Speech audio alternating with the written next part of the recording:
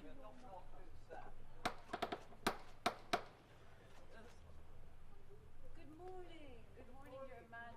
Hello. Very nice. We have indeed. Lovely to see you. Thank you so much. And this is Mr. Mark Dickens. Your Majesty. We met before. We have indeed in the bicentenary. Absolutely. Welcome indeed to the Charles Dickens Museum. Very well, we're in our centenary year. To have a lot of this. I just wanted to mention that now I'm the head of the Dickens Fellowship. And I'd like to say that it's very Charles 13 members of the family have been presidents of the Dickens Fellowship, which is part of the museum. And I'd also like to say the current president is my cousin Lucinda, whose father also has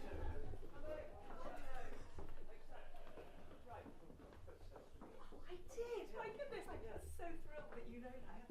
Oh, how exciting! The only thing I've got to do is read. Oh, please read it. No, so you're going to write anything else? I've written a biography of Katie, who was actually born in this house. Who was Charles Dickens' daughter. Really? She was a portrait painter. She was absolutely fascinating, wonderful. I've written my latest book on Dickens is on Dickens' travels, which was really fascinating to do. Definitely. Have you got him hanging? This is the Dickens Fellowship Presidential Medal. Oh, And so you become a president for 2 years. Mark has done it before. I've done it My before. father did Yes. it. It's a lovely thing. It's a sort of 18 minutes. Yes, and it's actually, it says on the back 1923, which is when this was, so it's just over 100 years old. And the Dickens Fellowship is an international charity that has branches all over the world, and it's for lovers of Dickens. So it's a really fun thing to do. And I'm also a patron of this museum, which I love. Lovely. It's brilliant. It's such a treat to come back again. Thank you. This is Frankie, who. Hello, Hello, Your Frankie. How are you? Majesty. Such a pleasure to meet you. There you are. And you just what? Doing Yes, just doing the things. doing a bit of everything. Yes, I'm Deputy Director here, so I work very closely with Director Yeah. Cindy, Yeah. and I'm very pleased to say I will be the Director as of next week. Oh, fantastic. So I'm stepping down after nearly 10 years in the role, and as we're celebrating our centenary, I realised I've been here for 10% of the museum's existence. It felt like quite a milestone. So it's a milestone. Yes, and then time to you're hand handing over to the over. next generation. Yeah, that would be The very reason exciting. that the Very, museum very has flourished so Yeah. much is all down to Cindy. She's done the most amazing job here, and we're very grateful to her. How many visitors? A year? Well, typically over 50,000. So, and for a small historic house, that's Yes, quite a significant you number. obviously have to limit the numbers coming through. We do, and at busy times, which Yeah. summer, but also Christmas. Yes. From really mid-November through to early January, Yeah, I everyone suppose wants to be in Dickens's Yes. house. Yeah. And of course, with Lucinda's link as the president of the Dickens Fellowship, it was the fellowship that founded the museum originally. And in fact, when the fellowship formed in 1902, one of its first acts, quite bold, was to petition the London authorities to put a plaque on the outside of 48 Doughty Street to commemorate this as Dickens's first home with his family here. And I think Frankie was going to talk just a little bit about some of the family portraits on the Oh, wall. these are portraits. Yeah. So we're very lucky. So we've always been the home of Dickens lovers and friends, and as soon as we were created, people started to give us fantastic items, and we were able to collect wonderful things. I really wanted to point out two of my favourite portraits. So on the left, you've got a young Dickens around the time that he lived here, done by the artist Samuel Lawrence, and on the right, his wife Catherine. Now that portrait is so lifelike. His own mother said it was the most realistic, and I think for us it's a really powerful emblem of the young, dynamic How old was Dickens. he when he came? He was about 25, 25. so a very young man, Yeah. and it's a very important time for him. He's just got married, he's had his first baby, and he's really starting on his journey as a writer. So I think this house is sort of a sign of ambition and love. It's a very happy home for him, which is really nice. But those are very interesting because How lovely. after the separation, they went through the different lines of the different descendants, Yeah. so Dickens's family and Catherine's family, and then were reunited and put on display here. And I think there isn't a better pair of portraits really to talk about this Yeah, house I and think their it's history.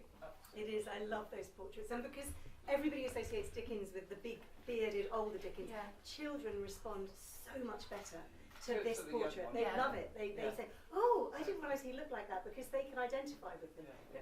All the bearded Victorians Yes, kind of blend exactly. into one, Yes. but here you see him as he was, and it's a great learning tool, I think. And then behind you, I don't know if you want to point out some of those So items. this room is a family room, but also it's the room that would have belonged to his wife, Catherine Dickens. So this is a room we really like to celebrate her. And this case has some of the items that relate to her. So we have some of her jewellery. She absolutely loved turquoise. In fact, her engagement ring was made of turquoise. It's a snake. Yes, it is a snake. So the Victorian symbol of never-ending love. We have some letters, but we've also got this item, which is a really rare item. So not many people realise, but Catherine was a published author herself. Was she? And that is her Yeah, book. I never knew that.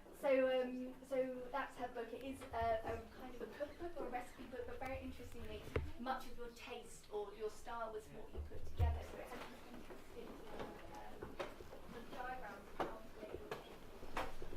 the art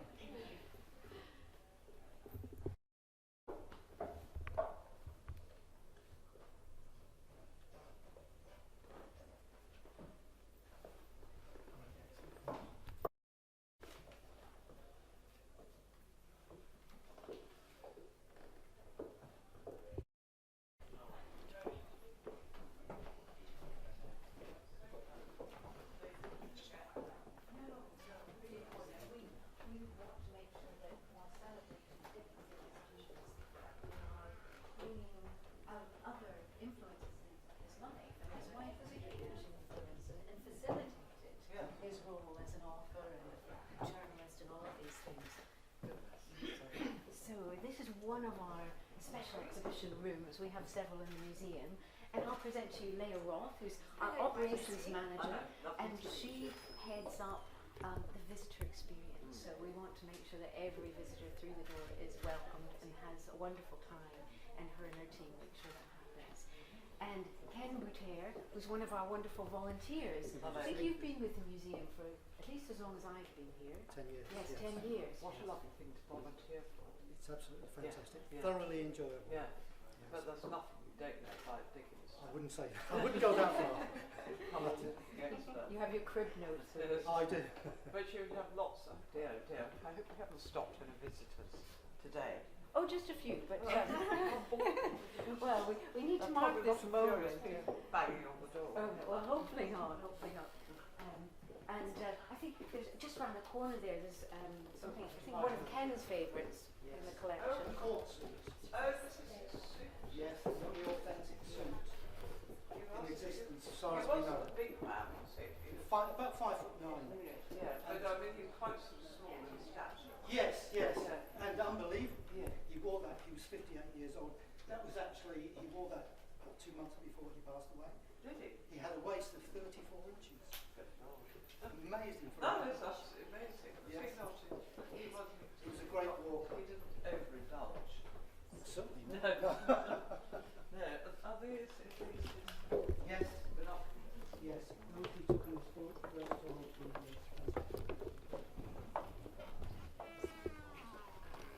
Hello, Chris. Could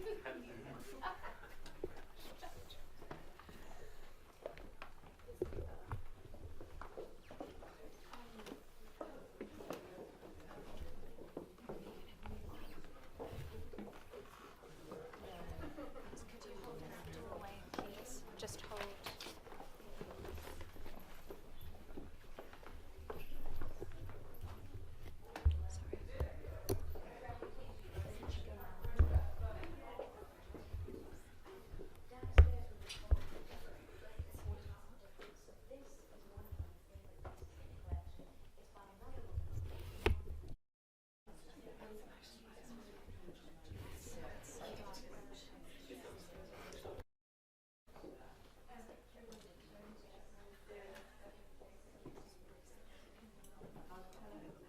And we have just on this wall, again, part of celebrating our centenary, we have the world's largest collection of portraits of Dickens. Everything from unfinished sketches by good friends through to, the last photographic portraits of him quite late in life. But I think this is the Rogues Gallery. Yes.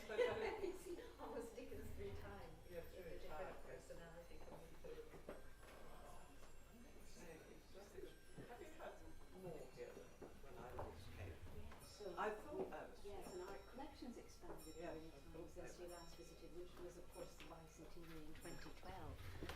Coming through to here, where in Dickens's studies, the room below, may I present to you one of our patrons, Simon Hello, Carroll. Simon. Mostly, how lovely to see you. Very nice to see you. And you're going to do a bit of a reading. Yeah, I am a bit. Yes. Yes, I'll barnstorm a bit. Oh, good. Christmas carols. Good. That's the Paul Woodstock episode. It's lovely always to have a read of the Christmas Carol. Yeah. Gorgeous. So- It never fails. Never It fails. is absolutely up to date. Even now, you know, it's extraordinary. It is. It is extraordinary. You could read it, reread it. Yes, and- yes, yes, yes, yes. You always find something new in it. Yes. Yeah. It's the very Like all first these thing I ever things. saw in the theatre. It was a Christmas Carol when I was 6 years old. Yeah. Scared them. Absolutely. Exactly. So what are you doing? I'm going to do a bit of that, of the arrival of Brilliant. Marley. And this is Emma Harper, who's our curator. Hello. Nice to meet you. I was just saying, since the last time I came here, there are so many more things. Absolutely, Yes. the collection's I mean, it growing seems all to the have time. filled up, so- Absolutely. We'd love to show you this item from the collection actually. This is a sketch of a scene from A Christmas Carol. This is Scrooge here, Yeah. and this is Marley's Ghost, and this was done by John Leach, who was a satirical Oh, I do, caricaturist. yes, much, absolutely. much like Dickens himself Yes, with yeah. the satire. And you can see it's very faint, so this is a preparatory drawing, his first time getting his ideas on paper. Yeah. And yet we can recognise Scrooge instantly, can't we? Instantly, yeah. Despite the adaptations, Yeah. Dickens's words really conjure up those images. And I'm sure Simon will conjure up those I'm sure he images will. for us now as well. Brilliantly. Shall I do that now? That would be brilliant.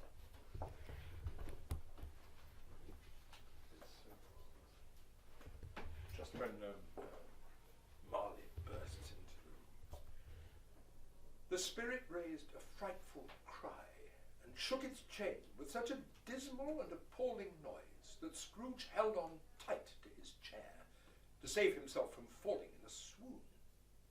But how much greater was his horror when the phantom, taking off the bandage round its head as if it were too warm to wear indoors, its lower jaw dropped down upon its breast. Scrooge fell upon his knees and clasped his hands before his face. "Mercy," he said, "dreadful apparition, why do you trouble me?" "Man of the worldly mind," replied the ghost, "do you believe in me or not?" I do," said Scrooge. I must.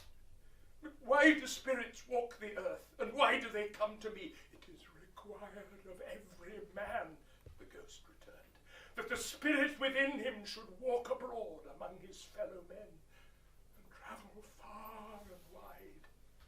If that spirit goes not forth in life, it is condemned to do so after death.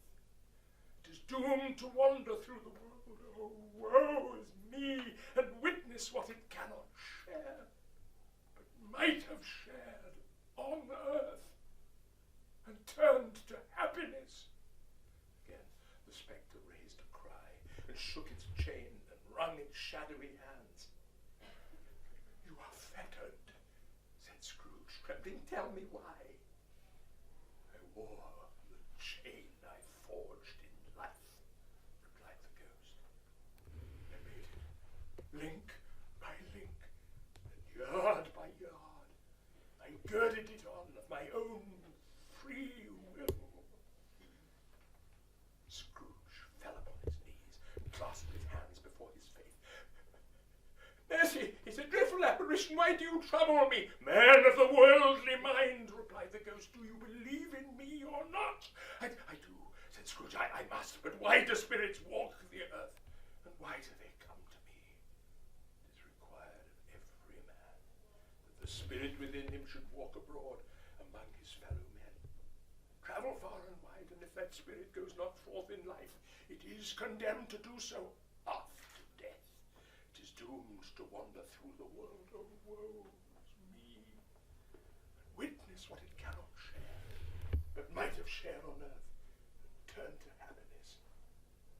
Again the spectre raised a cry, and shook its chain, and wrung its shadowy hands. Brilliant.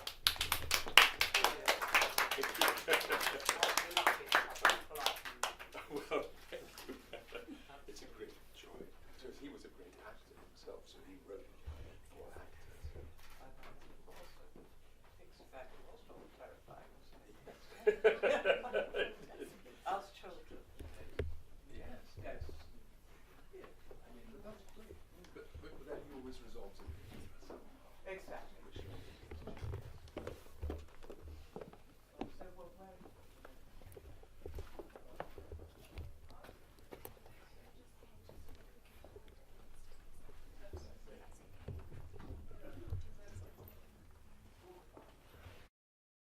And to introduce you, oh, Frankie's back. Frankie's back. She's run ahead. And may I introduce you to Sandra Lyons Timbrell, the chair of our board of trustees. Hello. Lovely to meet you. So how And- long have you been chair? I've only been chair since September of last year, I think, but I've been with the museum since 2020, so good time to start just as a pandemic. Lovely place to work. It's wonderful. Yeah. It's a really beautiful place. I'm very honoured. You spent hours here. Yes, Sadly. absolutely. Never have enough time. No, indeed. It's a wonderful place. Thank you. And one of our other theatrical Hello patrons. again. Oh, I'm so glad to see Our you. meeting like this. Did you get the kiss? Very nice to. Isn't it lovely to be here? Isn't it wonderful? I know, and we're going to have you in full cry. Well, I hope so, and you're going to have a lovely time, Your Majesty. It's really lovely no, here. no, And that's the lectern. If move away, press. That's the original lectern that Is he it? used to use when he did his reading tours, Oh, which made him more money than his writings. yeah, Did you well, know that? Yeah. Did it? Yes. Yeah.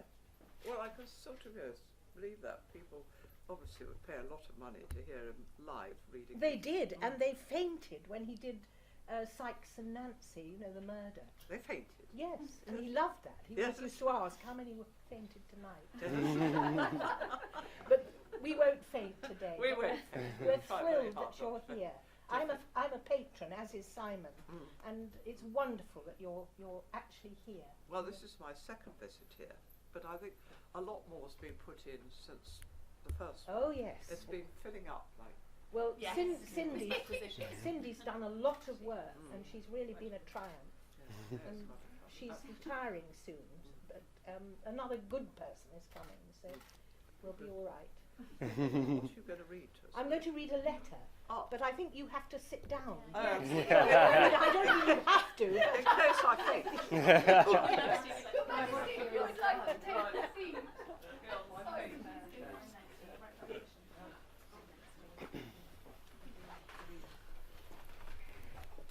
By Your Majesty, we have over 100,000 items in our collection here, covering the full life and career of Charles Dickens, but we are here in Doughty Street in his house. So we really wanted to showcase who he was as a man when he lived and wrote here, and also throughout his life. And what better way of doing this than sharing some of his letters, which are so insightful into his private personality. He can be sharp, he can be witty, he can be very honest. Such as when he wrote the first letter, which is actually a complaint when his clock, which you'll have heard chiming downstairs, stopped working. So I'll pass you over to Miriam for our first reading. Thank you, Jordan. He wrote over 14,000 letters, by the way, and they picked these two for me to read, and some more for you to read. Anyway, here we go. This was written in 1863, which was 7 years before he died. I'm just showing my knowledge. a little bit. My dear sir, since my hall clock was sent to your establishment to be cleaned, it has gone, as indeed it always had, perfectly well, but has struck the hours with great reluctance, and after enduring internal agonies of a most distressing nature, it has now ceased striking altogether. Though a happy release for the clock, this is not convenient to the household. If you can send down any confident person with whom the clock can confer, I think it may have something on its works that it would be glad to make a clean breast of. Faithfully yours, Charles Dickens. The clock is actually here, isn't it? It is, That it's the one is- downstairs. Where is it? Yeah. Downstairs. In the hallway, so it was Yes. chiming a few moments ago. And we love that even when he complains, he does so with great panache. So our second letter was written in 1845 to the artist Edwin Landseer, who, of course, among other things, painted Queen Victoria's children and pets. And it relates to Dickens' own animals. When he was travelling in Italy that year, he left two of his pets in Landseer's care, and they're not quite the pets you would imagine him to have. So I'll pass over to Simon for our next reading.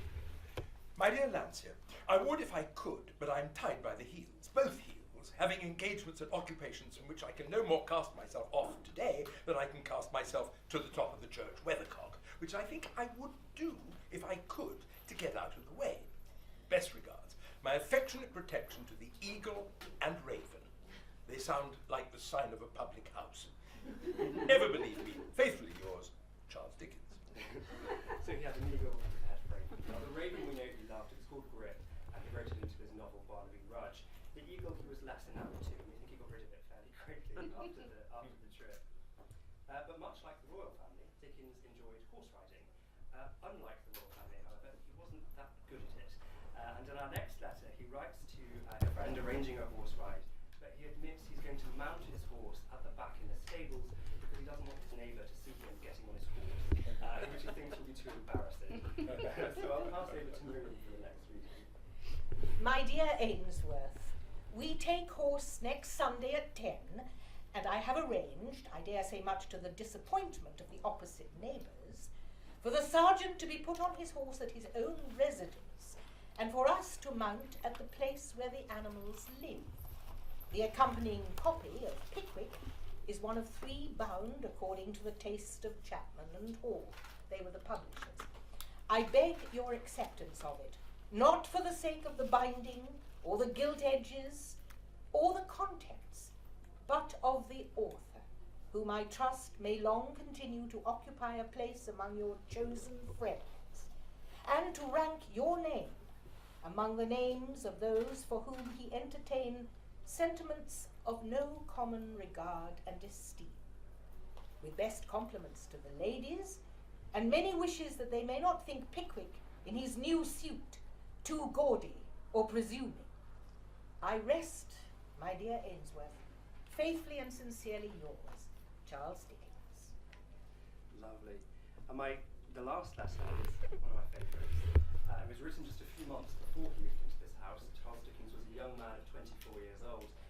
It was Christmas time, and he had been out in the town, so to speak, when he wrote this letter to his friend Thomas Beard.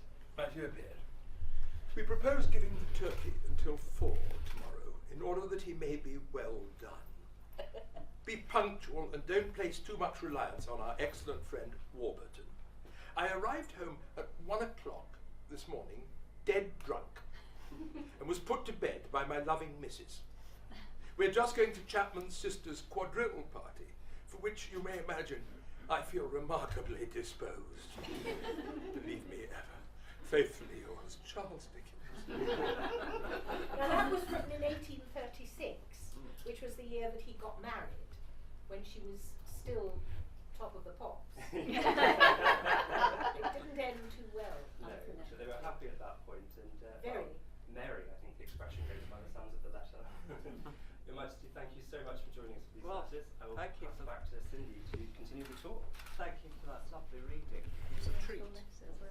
Haven't fainted. Good to know.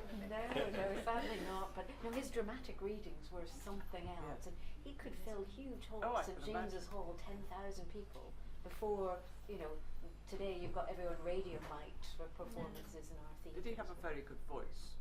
Like he used to. He worked with him, yes. Well, he was a very fine amateur actor. He would have been an actor, actually. Only he had a cold on the morning of the audition at Drury Lane, I think it was. So he became a writer instead. And aren't we lucky? He became a journalist instead, yes, a higher calling.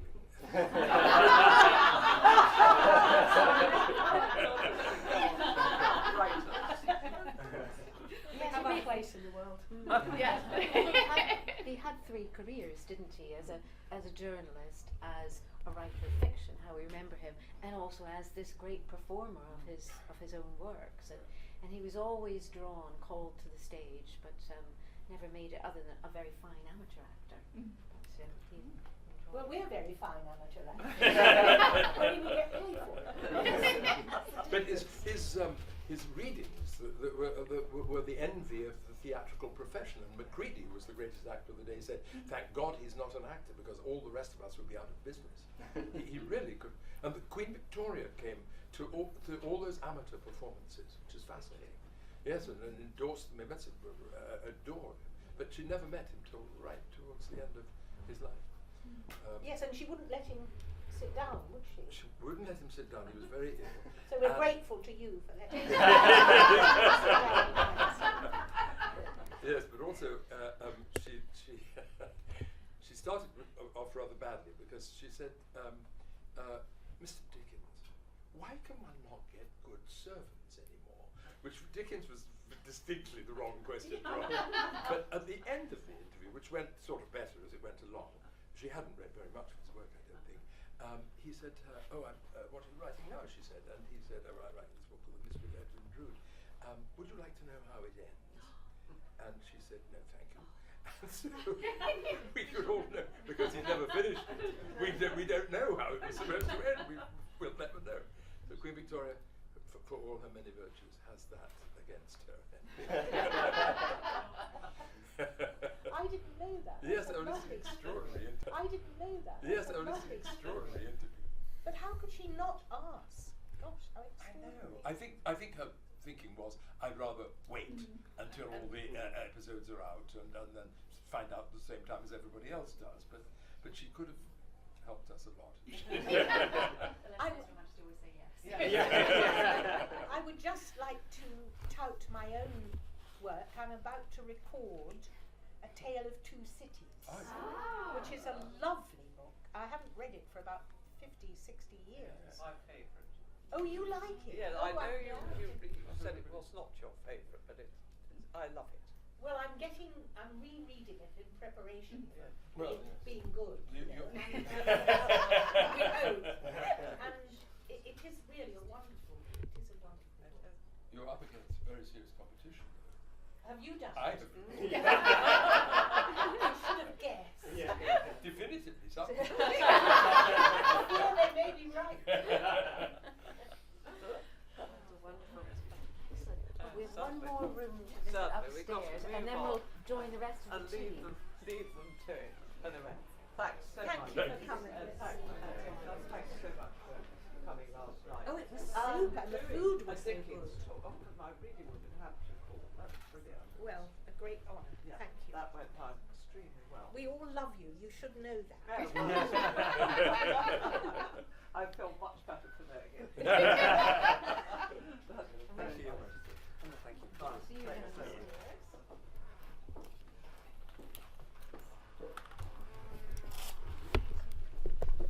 What a sweetheart, isn't she? I know. I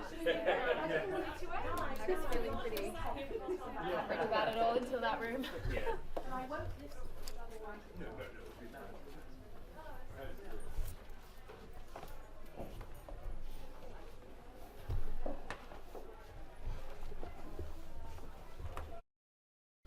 I started when I was looking for something to do in the day when I was on a school run with very small children, and stayed because you learn so much here, and you learn it from the visitors who ask questions, and that makes you go away and research, and then the more you research, the more interesting it becomes. So I stayed because I love it. Not really, but certainly you keep. There's so much to learn.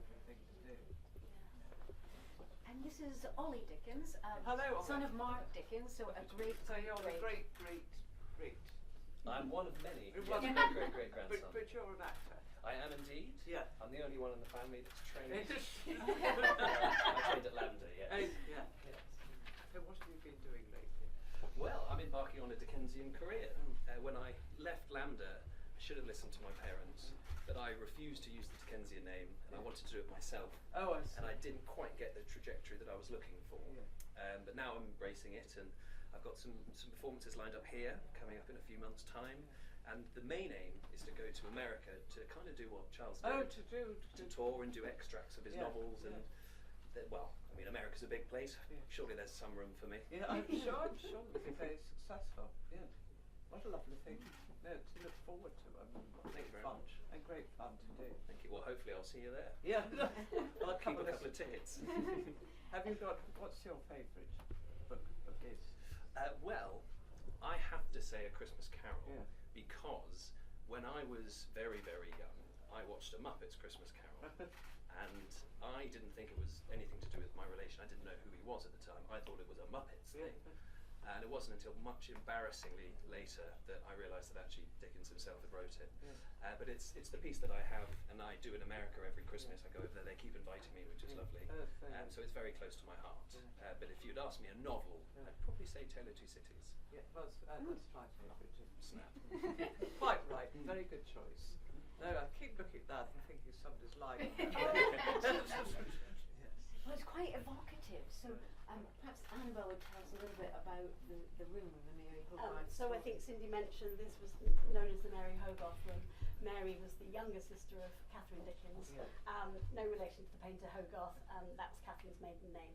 So age 17 she comes to live in this house with the couple. Very common for younger unmarried sisters to live with their married sisters to help with the babies and to learn how to keep a house in your own right. And very sadly in this room occurred an absolutely tragic episode. Mary collapsed one evening. They came home from the theatre, they went up to the drawing room for drinks, all seemed well, no previous signs of ill health. They retired to bed about 1 a.m. and then Dickens in bed next door hears a crash and a bang, runs in, Mary's fallen out of bed. He takes her in his arms, she seems to have semi-collapsed, they don't know what's wrong with her, they call for 2 doctors, and for the next sort of 20 hours Dickens sits with her and feeds her sips of brandy and water. They call for 2 doctors, but no one seems to know what's wrong, and tragically she passes away in his arms the next day. Seemingly out of the blue. How old was she? 17. So no autopsies in those days. By the description of what happened, we assume it was some kind of brain aneurysm. But it was an incredibly sad episode in this house, and Dickens kind of carried a candle for young Mary for the rest of his life. He took the ring from her finger and wore it throughout his life, swore that he wanted to be buried beside her, and she undoubtedly creeps into all his novels. And she becomes Rose Maylie in Oliver Twist that he was writing, but he gave Rose a happy ending, which he felt had been denied to Mary. And then she sort of becomes Little Nell in the Old Curiosity Shop, and probably Dora in David Copperfield, and on through the long line of these beautiful, virtuous, young Victorian women with all their lives to live. So I think he was so affected by this episode that she really does creep into all his novels. It's a tragic tale. It really is. You can imagine how much school children love this room. Did she die in that dress? I can imagine going. Yes, but often the questions about is the house haunted, are there ghosts, usually are evoked by visiting this room. But Annabelle mentioned Little Nell, and it was 4 years after Mary's death that he was writing the Old Curiosity Shop and was ready to let Mary go through the agency of Little Nell. So cathartic for him. Yes. And he took an active interest in directing all of his illustrators. All of his novels were illustrated. And George Cattermole was working on this one, and Ollie's going to read a letter of Dickens giving instructions as to how Little Nell's deathbed should look. Dear George, the child lying dead in the little sleeping room which is behind the oaken screen. It is winter time, so there are no flowers, but upon her breast and pillow and about her bed there may be slips of holly and berries and such free green things, the window overgrown with ivy. The little boy who had that talk with her about angels may be by the bedside if you like it so, but I think it will be quieter and more peaceful if she were quite alone. I wanted to express the most beautiful repose and tranquility, and to have something of a happy look, if death can. The child has been buried inside the church, and the old man who cannot be made to understand that she is dead repairs to the grave every day and sits there all day long, waiting for her arrival to begin another journey. His staff and knapsack, her little bonnet and basket, etc., lie beside him. She'll come tomorrow, he says, when it gets dark, and then goes sorrowfully home. I think an hourglass running out would help the notion. Perhaps her little things upon his knee, or in his hands. I am breaking my heart over this story and cannot bear to finish it. Love to Mrs. Ever and always heartily, C.D. Tragic. is breaking his heart over the story. He just can't bear to let Mary go. But he knows he has to now. It's just wonderful. And to have this letter in our collection is rather just wonderful to extraordinary. have it read by the bed. And also wearing the ring that Charles took Oh, this off Mary's. is the ring. Yes, this is the ring. My goodness, Mitchell. Actually, Yeah. it's,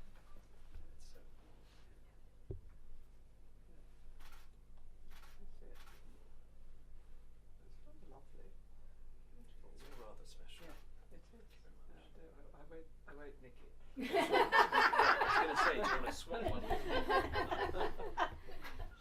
And just before we leave this room, I'll point out in this quiet little corner here, I sometimes call this the room of death because it's everything relating to both Mary's passing and Dickens's. That's the last portrait of Dickens made on his deathbed by John Everett Millais. Set of illustrations. I he was on his deathbed and he just drew that sketchbook. And gave it to his daughters, Mary and Katie. Yeah. It's the only one you see of him at peace. You know, just really relaxed, as it were. And then this one here, I don't know if you can make it out, but it was from a friend's sketchbook. He's wearing spectacles. No one knew that Dickens wore spectacles. He was quite a vain man. Oh, I see. So he and always took he'd them off when. Yes, he'd be horrified that we were standing here today looking at him on his deathbed and wearing spectacles. He'd probably be more horrified by the spectacles than anything else. And next to that is his will.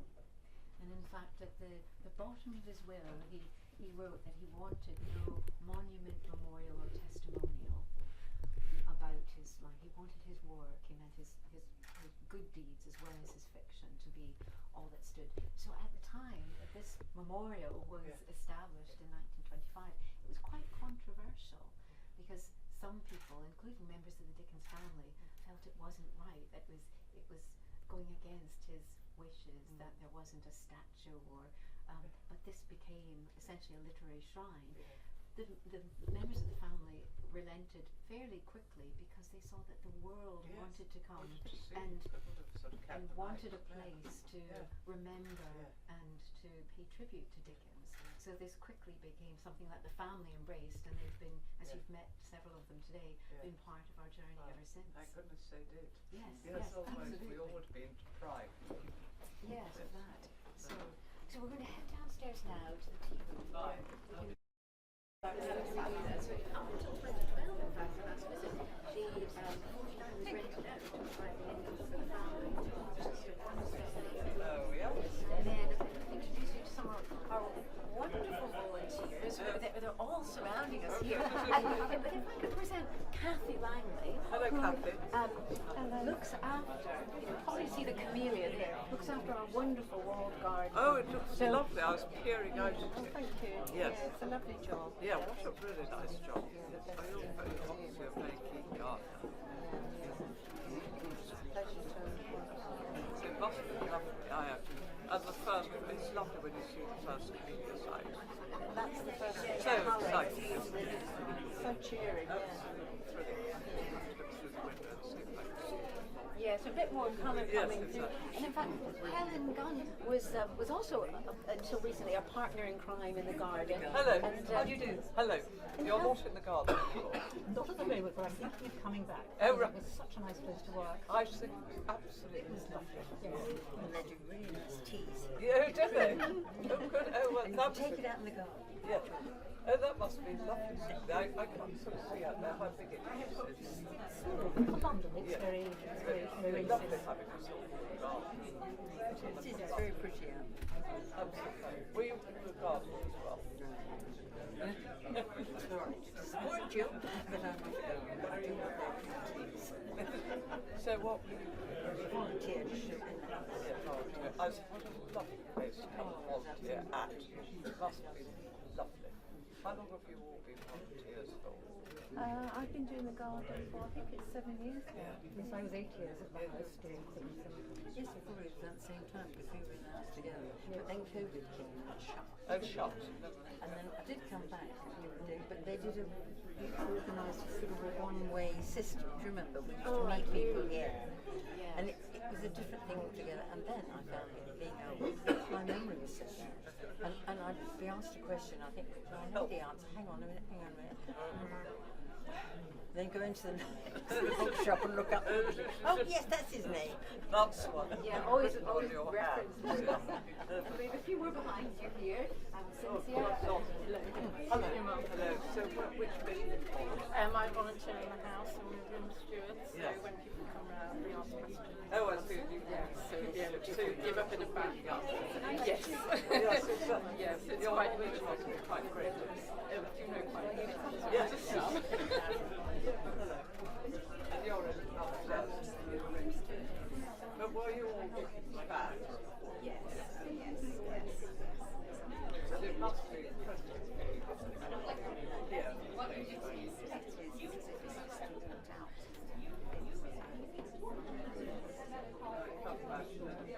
Nice coming here to volunteer.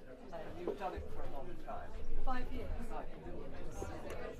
So do you all take it in turns? We have a rota, yes, and then we agree between ourselves who's going to be which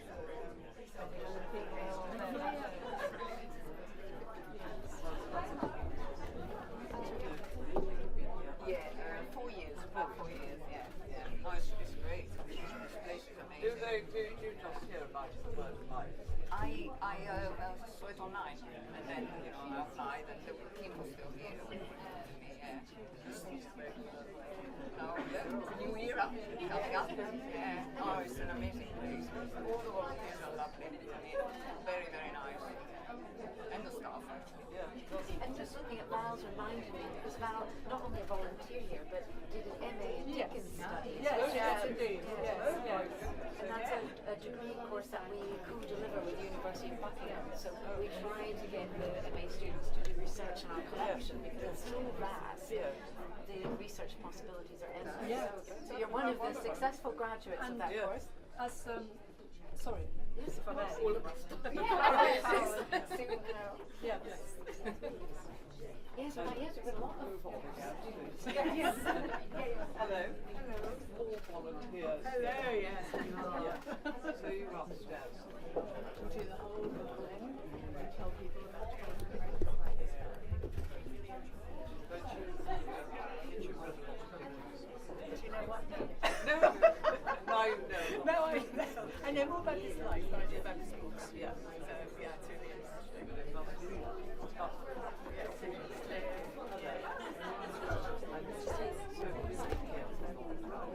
Yes, I joined in July 2019, a few months before the pandemic. Oh, good. That was always something that we remember. Yeah. Hello. Up to relax. Yes.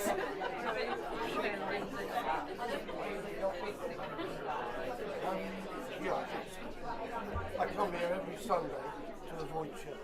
Oh, right. You come here and you do you take people around? Yes, we take you around, sit in the rooms. We have lots of foreign visitors come, they're very And I interesting. think you have lots of questions. Oh, yes. So you can get a face you want swap. You know all the answers. Most. That's I've written a couple of books. Yeah. I give presents to people that ask questions I don't know the answer to. And that's part of the joy. There's always somebody who comes along with something new. Yes. Yes, we'll give you a right, private I'll tour. bow that in life. Exactly.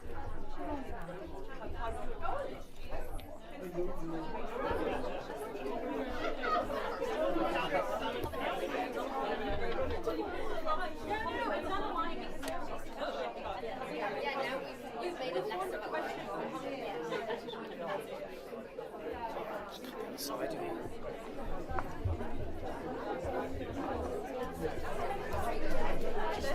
Yes, those ones are just the next one. We have a little group of our staff that we haven't met so far, so another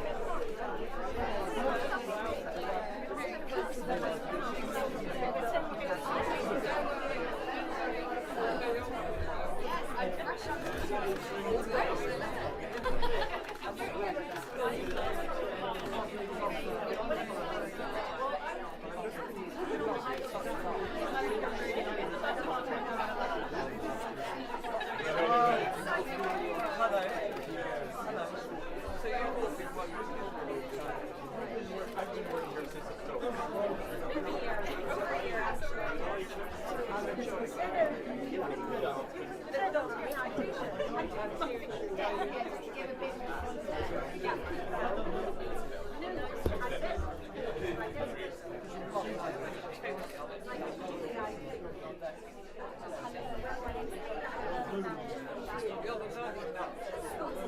Oh, I see. No, that must be.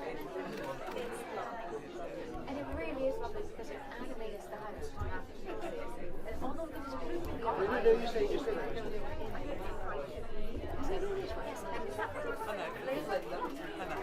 Social media. Oh, so you do all the social. Exactly. Oh, you're one of those people who understands technology. Yes. I know. We will have to have the elder group have to have younger people doing.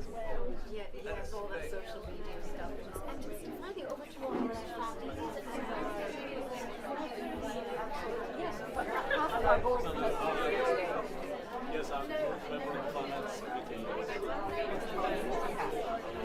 That's very important. My name is Kat. Very important. Hello, I'm Sarah Brady Johnson, one of the trustees of the acquisitions committee. Oh, that must be It is fascinating. Some do.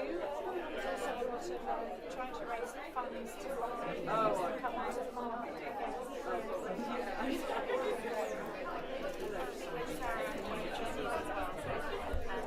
Working fundraising, trying to help with raising.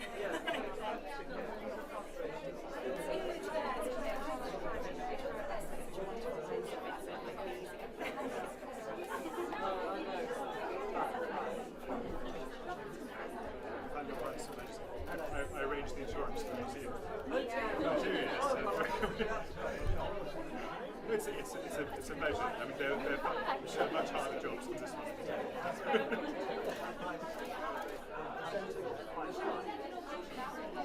I'm Liz Mouse, a member of the board, and I help the museum with the shops, the cafes, trying to make as much money as we can to keep this going.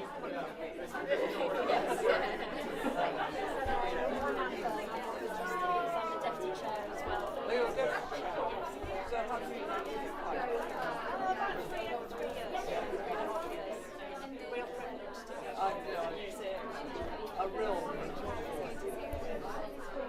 very I'm fine.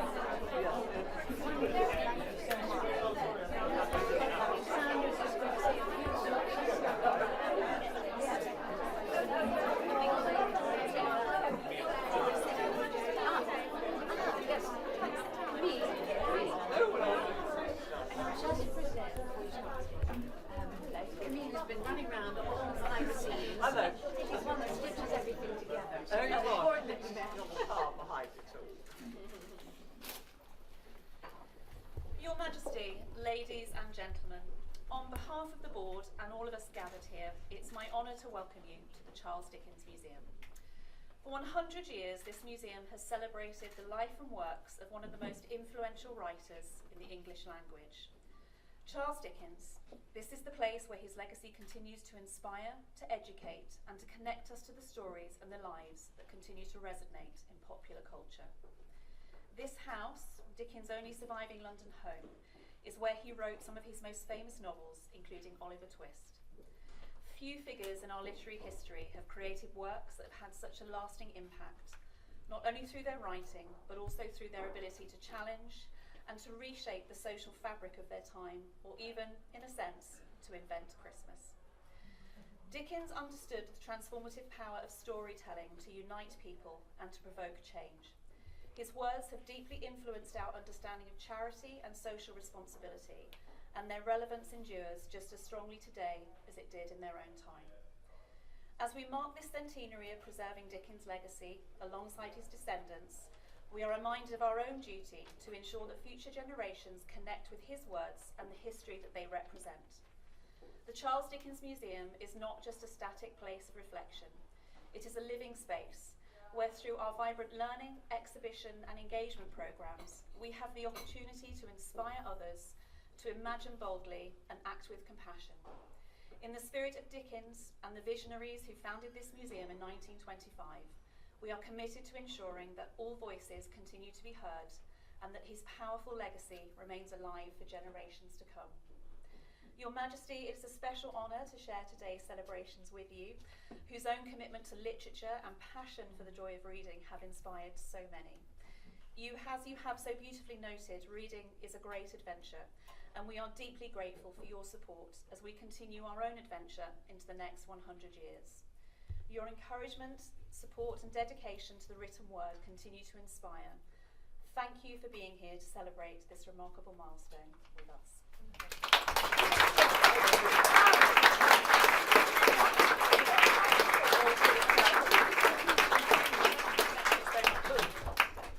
Majesty, before you leave, we'd be delighted if you accept these gifts to remind you of your visits from here today. So this is a copy of A Christmas Carol, signed by some members of the Dickens family. And we have Kathy, who's one of our garden volunteers, who has a good geranium for you. It's come from the garden. No, I'm afraid not. It would be brilliant to take the cutting and put it on. But it's symbolic of the... Oh, it's lovely. I love geraniums. Thank you very, very much. Thank you. That's so kind. And thank you, everybody, for showing me round today. This is, as you know, my second visit, and I can't get over how I can't remember how long ago it was I came the first time, but it's filled up so much since then. I mean, you've obviously acquired a lot more objects, sort of Dickensian objects, and I think it's absolutely wonderful. And I just wish I had more time to see more, but as always, I'm always rushed through these things. But perhaps we'll come again. Oh, thank you so much. Perhaps I could slip that privately and have a quiet talk. Anyway, thank you all very much. Thank you.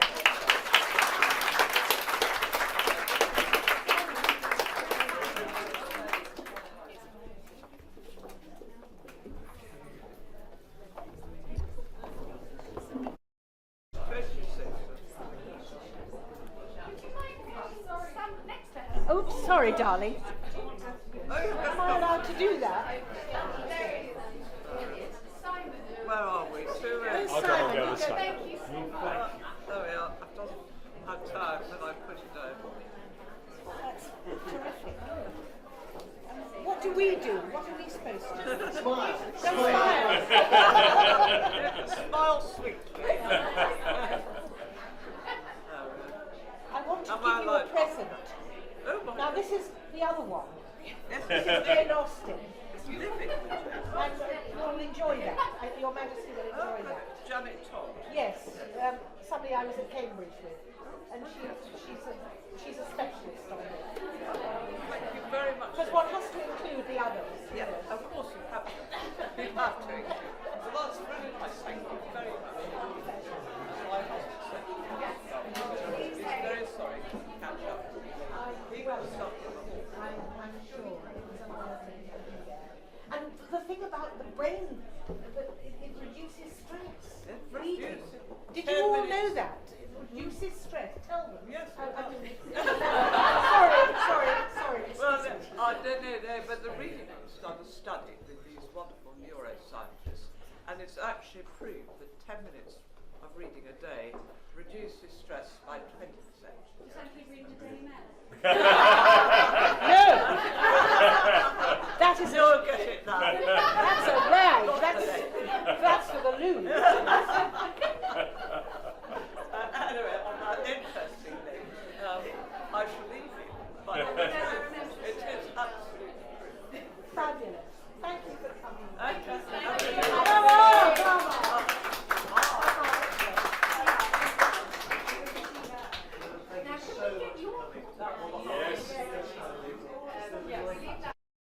With a K-I-E yes, for under K-E-U or B? K-U. Oh, sorry. That's okay. K-U. B-I-C-K. Or do you want to do it? Sorry, do you want it all on the same page? Yes. Isn't she you a guys can be on the same darling? page if you like, or if you would like your What own page, what that is a absolutely fine. proper person. Proper person. We're all very Such fond a... As I want to tell everybody, we could have had Melania. Imagine. Hello, Sandra. Slightly more robotic. Yes. We are bloody lucky. No, S-A-N-K-R-A. And she's such a supporter of arts, literature. Absolutely, genuinely. And you can tell it comes from her bones. Yes. That, you know, And then she enjoys reading. Absolutely. Literacy. She's a huge champion. Yeah. A thoroughly nice person to do. Yes. She's a real joy to work with, I have to say. I bet. Yeah, and I bet. That's fun. and because